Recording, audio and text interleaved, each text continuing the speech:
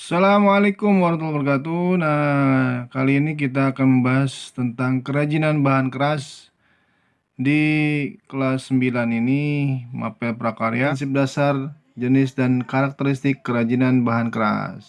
Oke. Prinsip kerajinan bahan keras itu terbagi menjadi 3. Keunikan bahan kerajinan. 2. Keragaman muatan nilai dalam produk kerajinan. 3. Aspek rancangan dalam produk kerajinan. Ada 2 jenis bahan keras yang digunakan dalam membuat kerajinan, yaitu bahan keras alam dan bahan keras buatan. Berikut adalah gambar inovasi kerajinan cobek dari batu dengan tambahan hiasan ukir. Ini termasuk dalam muatan nilai dalam produk kerajinan bahan keras.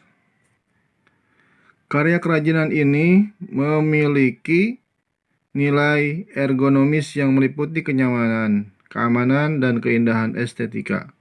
Selain itu, pembuatan kerajinan dari bahan keras diharapkan juga mengandung nilai seperti berikut.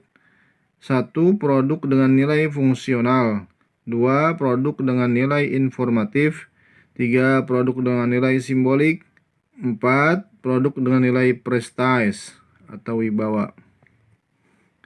Bahan buatan adalah sesuatu yang diolah manusia dengan menggunakan bahan kimia dan paduannya, bukan asli dari alam. Ya, itu yang dimaksud dengan bahan buatan. Keunikan bahan-bahan yang digunakan sebagai bahan dasar kerajinan misalnya bambu dan rotan memiliki sifat lentur. Nah, ini baru dari alam, ya. Jika dari bahan kimia itu bisa seperti kerajinan dari lilin, gipsum, fiberglass, dan sabun, ya. Seorang profesional yang adapun faktor-faktor permasalahan objektif yang diperlukan untuk diketahui sebelum perancangan adalah sebagai berikut. 1. Faktor sains dan teknologi. Pada faktor ini dituntut adanya unsur kebaruan atau temuan baru, inovasi ataupun modifikasi, dan selalu mengikuti perkembangan pengetahuan dan teknologi pada zamannya. Kedua, faktor ergonomis. Faktor ergonomis merupakan pelaksanaan pembuatan kerajinan dengan menerapkan keselamatan kerja menurut prinsip kenyamanan, keamanan, kesesuaian, dan kepraktisan. Yang ketiga, faktor estetika. Faktor estetika menuntut pada hasil kerajinan yang dapat menampilkan bentuk keindahan, memiliki daya pikat, terjadi keserasian, penggarapan yang rinci atau detil, merupakan atau pewarnaan, dan kesan atau unggahan yang ditampilkan.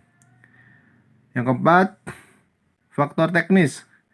Proses pembuatan kerajinan sebaiknya menerapkan metode produksi yang handal, penerapan daya mesin atau manual, dan tingkat kemahiran sumber daya manusianya.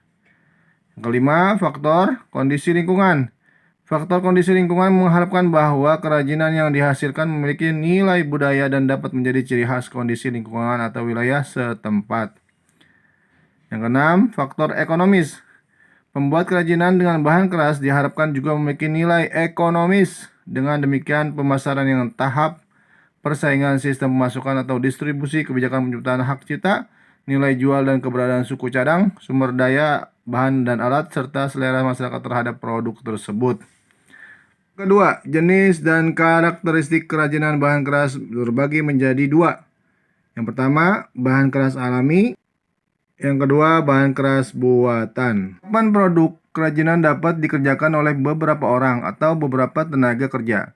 Sebagai contoh, memproduksi kerajinan batik dapat dikerjakan oleh beberapa tenaga kerja melalui pembagian kerja sesuai dengan bidangnya masing-masing, yaitu ada tenaga bagian membatik, bagian mewarna, melorot, dan finishing. Kerajinan bahan keras alam. Nah, ini adalah contoh gambar kerajinan kayu, ya, dibuat menjadi mainan anak-anak, pesawat terbang.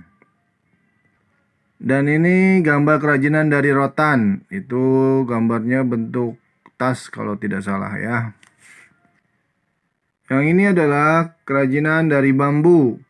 Nah, ini seperti halnya kita membuat tempat alat tulis. Ini adalah gambar kerajinan dari logam. Ya, ini membuat manik-manik ataupun pin biasanya dipakai untuk perempuan.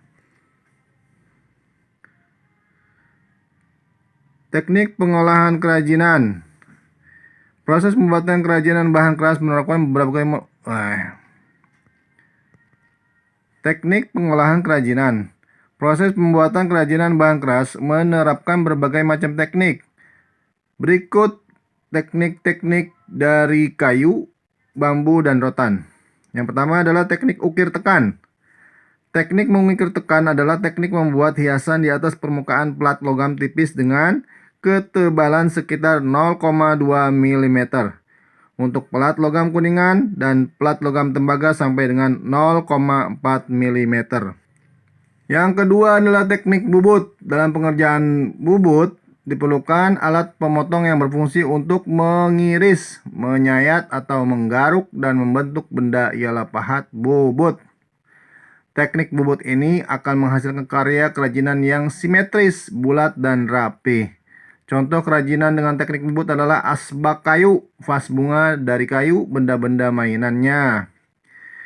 Yang ketiga adalah teknik anyam. Teknik anyaman adalah seni kerajinan yang dikerjakan dengan cara mengangkat dan menumpang tindihkan atau menyilang-nyilangkan bahan sehingga menjadi suatu karya anyaman. Bahan keras dari karya kerajinan yang dapat menggunakan teknik anyaman antara lain bambu, rotan, plastik. Yang keempat, yang terakhir adalah teknik ukir. Banyak peralatan seperti perkakas rumah tangga dan benda-benda dari gerabah atau kayu dibuat dengan hiasan ukiran.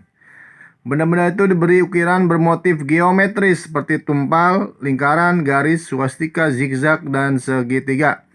Umumnya ukiran tersebut selain sebagai hiasan juga mengandung makna simbolis dan religius. Dilihat dari jenisnya, ada beberapa jenis ukiran antara lain ukiran tembus kerawangan, ukiran rendah, ukiran tinggi timbul, dan ukiran utuh. Oke, selanjutnya kalian lihat di WA Group tugas-tugas untuk hari ini. Terima kasih banyak. Mudah-mudahan kalian paham. Jangan lupa semangat terus. Assalamualaikum warahmatullahi wabarakatuh.